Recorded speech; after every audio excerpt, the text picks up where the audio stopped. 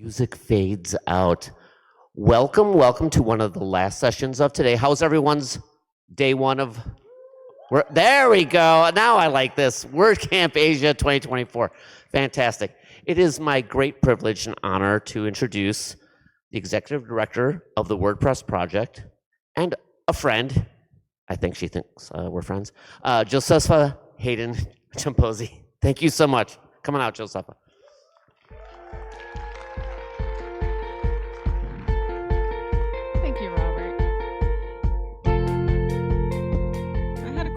I'm gonna find it, guys.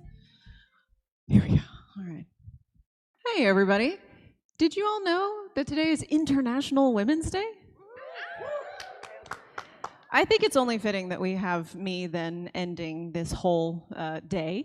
And I thank you all for being here. There are plenty of places you could have been. You could have been hanging out with all the sponsors because those sponsor halls are very exciting. But as Robert said, my name is Josepha Haden Chomphosy, and I am the executive director of the WordPress project. I was first introduced to WordPress back in 2010 or 2011 by my mother, which is a thing that people often find confusing. They're like, no, you must have introduced your mother to it. But no, I didn't.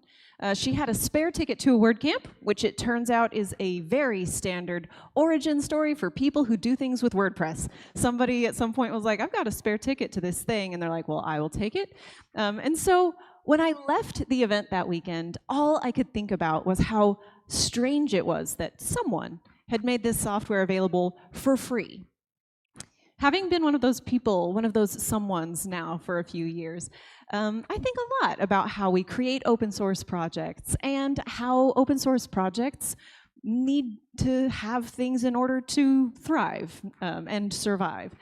There are things we always hear when we talk about like how to make sure open source projects survive into the future and exist now and make sure that they're sustained and maintained. We hear things like the commons, and we hear about proprietary competitors and how everything works at scale or it doesn't. And we also hear sometimes about gardens and specifically walled gardens. So that's kind of what we're talking about today. We're talking about walled gardens versus community gardens. We're just going to take a tour of a couple of gardens of technology.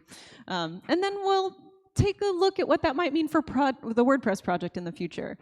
But don't worry, you don't actually have to know anything about gardening or horticulture or botany. I'm not going to have a quiz at the end. But you do kind of need to know what a literal walled garden might be and a literal community garden is. So a walled garden is exactly what it sounds like. It's a garden with a wall around it. You can get into it if you pay or you're invited, but if you're not in there, you can't experience it. You have to be inside the walls to experience that. And in community gardens in the US are these big plots of land often owned and operated by communities, and they have smaller pieces of land in them where if you live in the community, you can come and plant a garden in it. If there is a surplus of anything that you put in those gardens, sometimes it is gathered and donated to a food bank in your community, but also sometimes it's sold to other members of the community that might need or want it. And those proceeds are used to make sure that they can maintain the grounds and also, you know, do administrative work, the very, very fun work of office management. So it's one of those things that is collectively managed, but so that it has individual benefits. So those are the two things that we're talking about. Those are the literal definitions of those gardens, but we're going to talk about them as an extended metaphor for technology. So what is a walled garden in technology? I'm going to do the thing that all WordPressers love to see. How many of you have heard of walled gardens from a technology standpoint? Oh, good.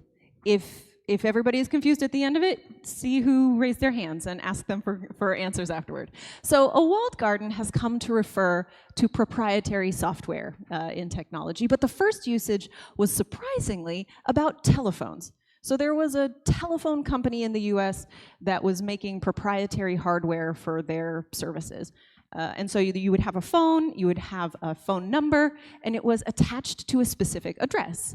If you lived there, you could rent the phone and rent the phone number, and so you were paying for both access and the service. And if you ever moved away, if you ever left that place, you couldn't take the number with you. You had to find a new number, lease a new phone, and start the whole process over again. So later, the term was used actually in relation to marketing. That's where we most often hear it, and it refers to platforms where everything is inside. The audience is inside, the service is inside, the content is inside. And the two that people probably know the most right now are, Facebook and Twitter, or X, if that's what you're calling it. There are others also, but those are the most common use cases of that today. Marketing tools that we see as social media. There are pros and cons to this, like most things in life, but today we're going to take a look at 3 things in particular. We're going to take a look at audience and then time to launch, so like going from not having an online presence to being online, and then also ownership. So, audiences in walled gardens. The key element of a walled garden is that the audience is already there. So like if you're in Facebook or you go to Twitter or whatever, the audience is completely contained. They already have flagged what interests them, and really all you have to do is provide things that they might find interesting, and essentially you get paired. It's more complicated than that, and I know you all know that already. And when you're starting a new business, like you've been there. Many of you are probably entrepreneurs, and I understand it. You have this great idea, and you know that you could sell it if you just got it in front of the right group of people. And so it's very appealing, the idea of going directly to a network that already has the audience, putting in your information, and then carrying on from there, because you're trying to focus on your business, right? You're trying to get something sold or make sure that everybody knows what your services are. And so I can see the desire to be able to focus on that. The other part is time to launch. So creating your space. Your space in a walled garden is almost always going to be a super quick start.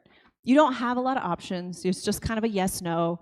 And they ask the basic questions that you always have, like, what is your website? What is the name of your company? What is your other social handle? Whatever it is. Things that you already have decided in the process of getting your business running. And so basically, the only distance between getting started with launching on that and having it launched is how quickly your Wi-Fi can respond. And I understand the appeal of that too. In the first 30 days of your business, you want to make sure people know how to contact you so they can buy your stuff, so that you can tell them what your services are. And you know that the decor, the visual aspects are key, but you probably find them negotiable in a way that the direct line between a consumer and you absolutely isn't. And then the final thing that we take a look at is the brand. So your brand anywhere is made up of a lot of different pieces. It's going to be your content creation, your visual design, your plans that you have put together, and sometimes taglines, and all the way down to the way that you ask people to contact you. Even when you can add all of that information into those platforms, it's not always the case that you can get it in front of the people that you want to be there. Sometimes those platforms are using recommendation forward algorithms, or they employ intermittent reward methodologies. And so just because you're offering your brand doesn't always mean that the people that need to see it are going to see it. And so now we're going to contrast that with community gardens. In our case, since community gardens are standing in as a giant metaphor for open source, we're just going to talk about WordPress when we do that. I tried really hard to find a gardening metaphor that was about gardens, and most of the time, like 100% of the time, people talk about public parks or fields of sheep. And I just didn't feel like that worked for us, because I know that when I was learning WordPress, and certainly most of you, you get in there and you have a goal. You're trying to do something, right? You're not actually going to go to a park and sit down and look at it. That's like going into your dashboard and just looking at your dashboard. Like you're trying to sell things, or create a family wiki, or tell people how to knit better. I actually don't know what everybody's interests are here, so I'm going to assume knitting is one. But you're trying to accomplish things. So a community garden is free and open source software, where free means without copyright constraints or something called copyleft, and open source means no usage constraints. You can study, change, and reuse the software to improve its functionality. And of course, there are a lot of them. Apart from WordPress, and I'm sure you've heard it by now, it powers like over 40% of the web. There's a whole bunch. Apart from WordPress, there are other really well-known open source projects. Things like Linux, PHP, basically anything that's in WordPress, and a bunch of the things that WordPress works with. And so if we're looking at the same three things that we looked at for our proprietary systems, for our walled gardens, your audience in a community garden, unlike in walled gardens, they're going to be off-platform.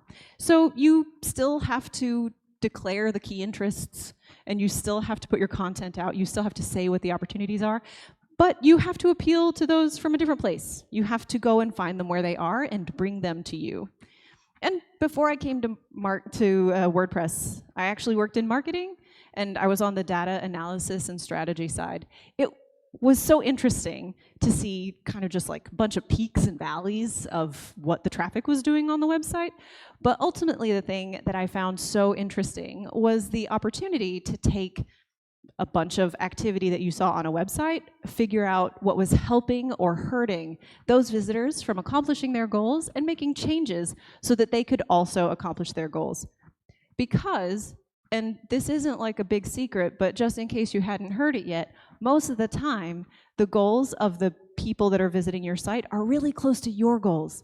They're there because they want your services. And so if they can accomplish that, then you can accomplish yours. And then the final thing is the spaces in the community. Remember that this is about how you work with technology, and the time that we're taking to create a digital asset, like it's the time to launch part, we all know it. There are a lot of options for how you get anything done in open source, but you're able to look at all of the bits and pieces, the things that you want to change, and you have some granular control over. It's not as quick start as getting something up in Facebook or Twitter, but it's all the same sorts of information. It's your contact information, social handles. But you can also decide, like, if a gallery makes your products look worse or makes it look the best, you get to make those choices. And you get to make the choices about usability and accessibility for your customers, for your visitors. Change any theme that you want until you get to a brand that works for you. And don't be overwhelmed by it. Do we have anyone who doesn't have a site yet? Everybody's already got their WordPress site up? Beautiful. Look at you.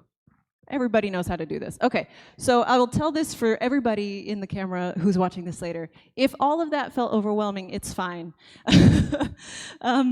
You don't have to do any of that. If you want to go from 0 to 1,000, you can, if you are an incredibly fearless person. But if you're not fearless and you want some help, basically every host that has the opportunity to host a WordPress website has a bunch of tools that will help you get it done. And folks, if your friends are here and they're not in this area and don't have a site yet and they found it all terrifying, go talk to some sponsors. Basically, every host down there has a tool that helps you launch your site faster. And the third thing that we're looking at, of course, is our brand. Fortunately, brand elements are the same no matter where you go. It's going to be what it looks like and what you're saying and what you're doing. A well-built brand has that enticing expression of itself and communicates its purpose and does it all with a consistent voice. And when you're building that using an open source platform like WordPress, you have all of the control over not only how it looks outside, but how it works inside. And so, walled gardens versus community gardens. Are you kind of with me so far that software can be gardens? Yeah, I heard 2 yeses. That's plenty. That's as many as I want. So in that case, I'm going to invite you all to ask this question with me. What would it take to move someone out of a walled garden into a community garden? What would it take to move someone out of a proprietary software and into an open source software like WordPress? This one comes down to kind of a question of human nature. Our brains are wired to look for what is different. It's a basic coping mechanism. It makes sure that we are safe. Our brains want us to be safe and well. And so it's very easy to draw lines and define our differences. But We have more in common than we realize. And when you're trying to convince someone to switch to WordPress, it makes sense to highlight what is the same so that you take some of the fear out of that change. And the similarities between the two things are actually what make the differences so critical. The work that will make any difference to the success of a project in the long run starts at the beginning, and all of that beginning tactical work is essentially the same. So we're going to take a look at the same three things we looked at before, kind of audience, time to launch, and ownership. No matter your solution, whether it's WordPress or anything else, you still have to craft your presence, find and engage with your audience, and develop your voice, and also your cadence. No matter your solution, you still have to take your vision from your mind and build it online. You have to figure out the tools, the design suite, and the moderation options. And no matter your solution, you deserve the opportunity to showcase your brilliance, to own your content and data, and to claim a space online that can be unique and clever as you are. The web is free and open, but it takes a lot of work for something like this to remain open. WordPress, as I mentioned, is one of the largest CMSes and therefore probably one of the largest open source projects. And that means that there's plenty to do. So let's take a look at how the future of the community kind of shapes the future of our project. So WordPress turned 20 last year, and if that's news to you today, then congratulations. I welcome you to the WordPress project. Welcome, new WordPresser, we all love you. But being this established means that we actually have a lot of long-standing philosophies and beliefs that guide all of our decisions. Things like the 4 freedoms of open source and the 5 good faith rules of community. But also big picture thoughts like human-centric open source methods at scale and prioritizing decisions over options. We also have a long-standing commitment to backwards compatibility and a constant effort to create lower barrier opportunities to education, as well as access to networks and equitable experiences in business and in WordPress. As a caveat, all of these things are documented for WordPress, but a little hard to find right now, and I think that we need to put them all in one spot so everybody can see it. That's for some contributors somewhere. So it's these core values, among others, that keep our ecosystem thriving. Some of us are contributing to pay forward the opportunity that we found here. And some of us are not yet contributing because we are still finding that opportunity that is available to us today. But no matter what brings you to WordPress, just being here is being part of a tide that lifts all boats. You're part of this ecosystem that strives to enable long-term success of our software and our local community, and of our businesses and our best selves. We care for what grounds us, not because we are stuck in the past, but because we believe in what brought us here. And speaking of being 20 years old, have you all noticed how much bigger we are now? Do we have long-term contributors in here? Yeah. 1 of you, 3 of you. I see you. You didn't clap, but I see you back there. So you all know, right? We have watched this over the years. We went from 1 team to 2 teams. That was core and then community. And then we had 12 teams, and now we have like 25 or something. There's so many of them. We have more committers than you can shake a stick at, I feel, and more community managers and organizers than I will ever have breath to thank. We have so many projects and working groups that it takes a mid-sized team of people just to keep track of most of it. And it makes you wonder, knowing how much we have changed, knowing how much bigger we are the things that we're doing still what they're supposed to be doing? Are they still serving the same purpose for us as they were 15 years ago, 10 years ago, 5 years ago? And if we were to prune an item or two, how much more could we grow in areas that our users say they really need from us? And for everyone who does not know what I mean when I'm talking about contributions, for all of the folks who are users of WordPress, if you're not yet aware of the community, you can get a sense for how big we are by obviously the numbers. They come up in State of the Word every year, but also by the sheer number of things that you can do in WordPress and with WordPress. It is mind-boggling to think how much this software has grown from being a simple blogging tool to being a full-blown framework that can support massive applications like Gutenberg or large white paper websites, networks of sites for organizations like NASA, and also still support local coffee roasters' point-of-sale system. And those contributors that I keep mentioning, they do what they can to help manage what might be an early distraction for you. They create themes so that you don't have to know good design in order to have good design. They build plugins so that you don't have to understand the functionality in order to have a site that functions.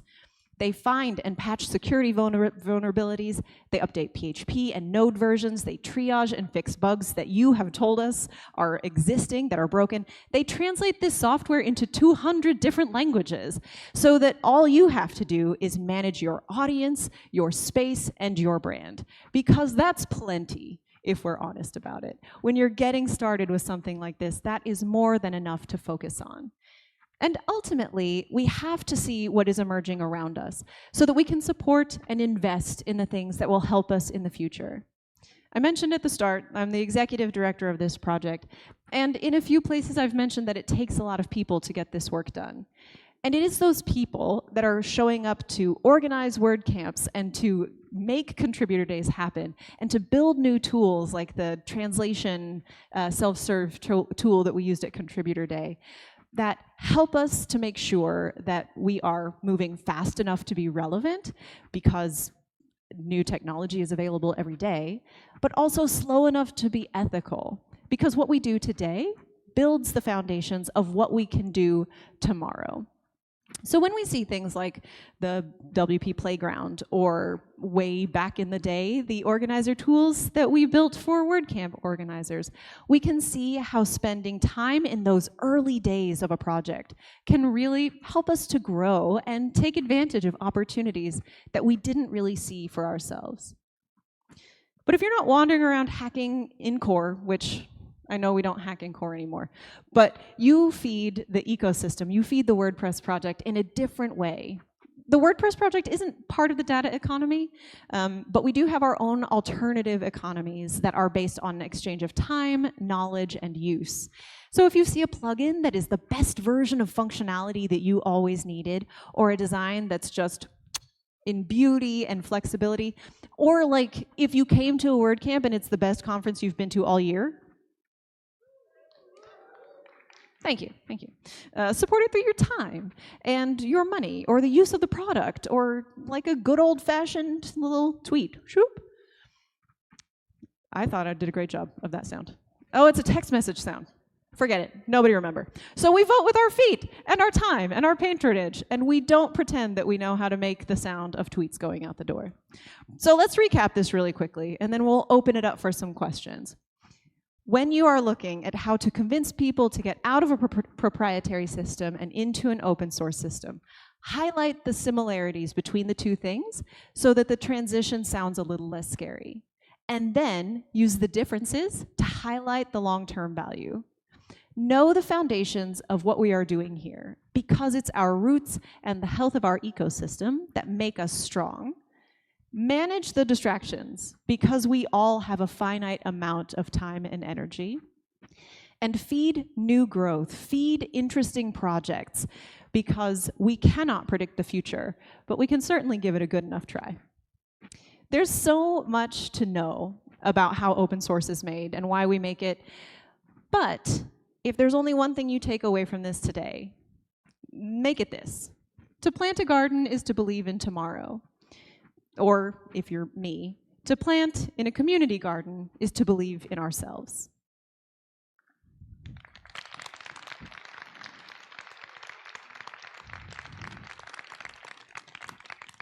So we have about like 15 minutes for Q&A. If we can get the lights up in the house a little bit so that I can see folks, unless you're the one who's seeing folks for me.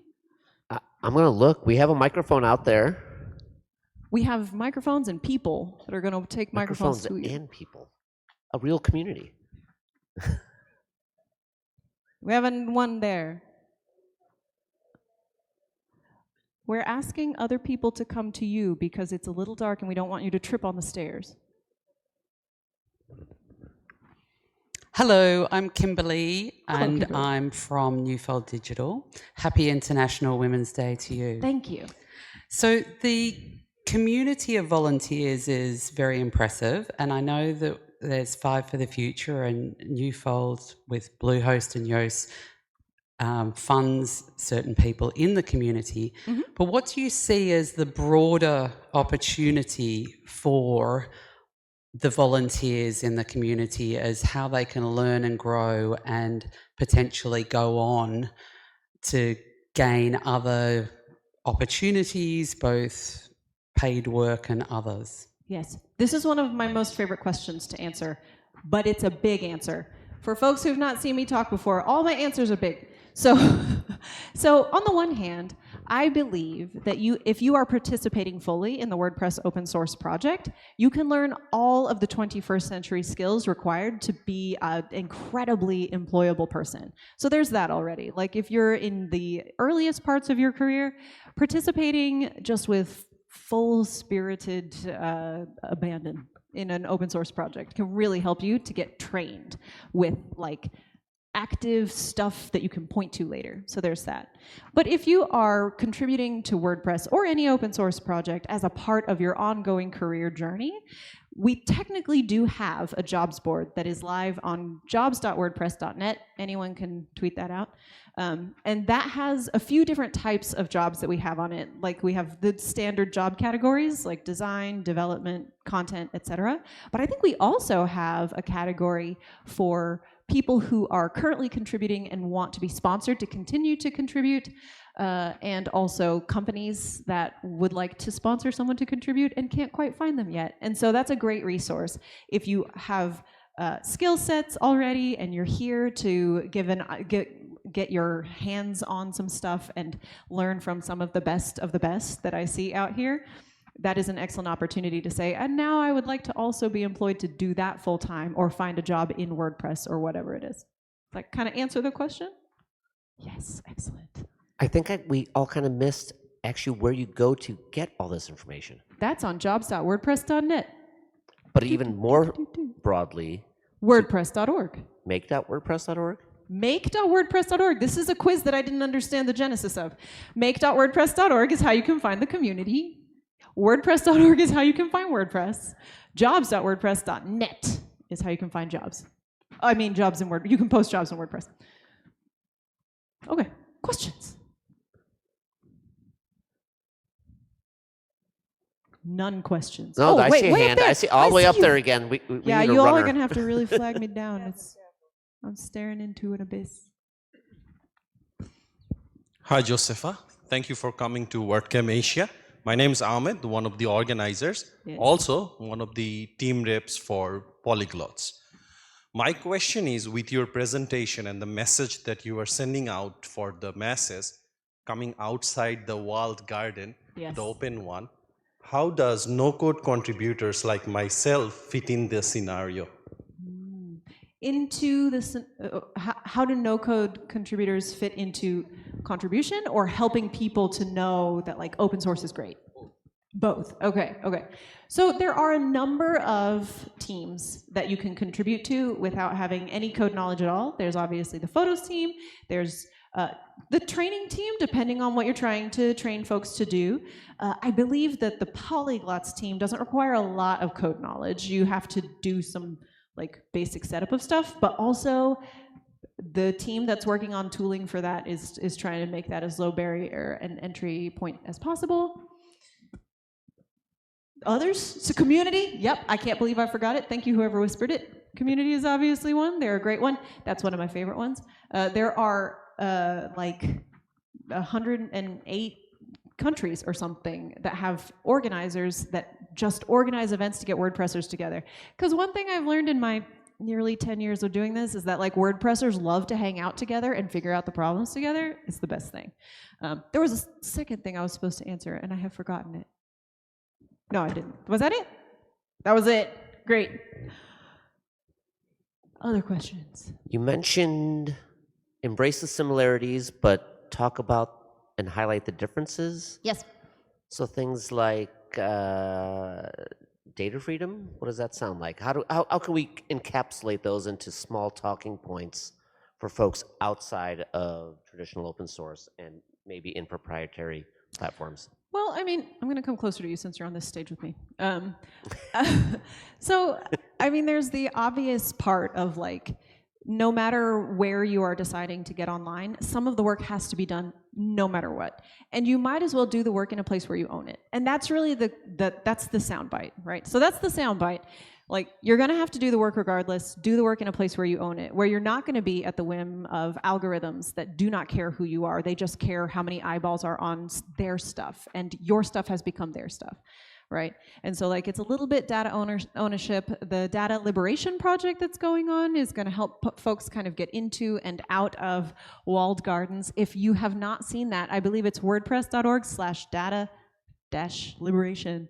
And it is working to get folks the opportunity to get out of proprietary systems and into WordPress, or in some cases out of a specific WordPress host and into a new WordPress host, if that's what they need to be able to do. Yeah. That's what I was hoping you'd mention. Oh, I'm winning this quiz. Anyone else?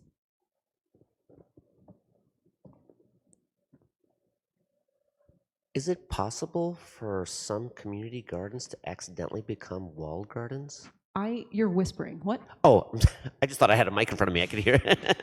Is it possible for some community gardens to accidentally become walled gardens? And Oh, gosh. are there ways to prevent that? I mean, what an interesting question. I mean, it must be. Everything is can change, right? Anything can change. I wouldn't know how you would change a.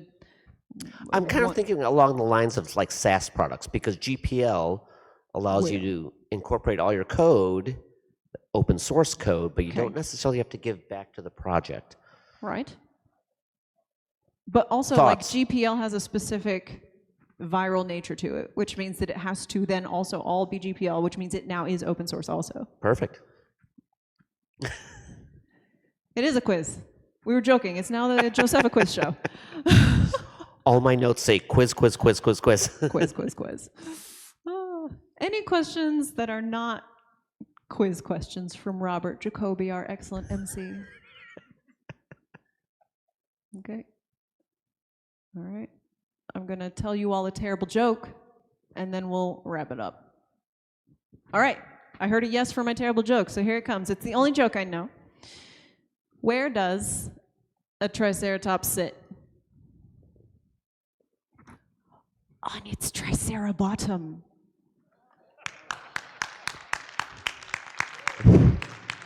Thank you, Josepha. Thank you, everyone, for joining us today. That is the end of my talk, and I'm so glad to be here with you. And thank you for kicking off the next 20 years of WordPress. Oh, I'll do my best. I actually am not done talking because now I'm your wrap-up person. So here's this. Folks, you made it through the first day of WordCamp. If it's your first one, congratulations. If it's your millionth one, thank you also. Round of applause for yourselves. Don't forget to come back tomorrow, because tomorrow at the end of the day, we have our project co-founder, Matt Mullenweg, who will be here to answer live questions from the audience, but also a whole series of excellent presenters that will be here leading all the way up to that. Not to mention that you will still have excellent food, excellent opportunities in the sponsor area, and then some general networking, getting to know all of the other folks in WordPress. Thank you so much. Go out there tonight and have fun, but don't have too much fun because we start tomorrow at 9.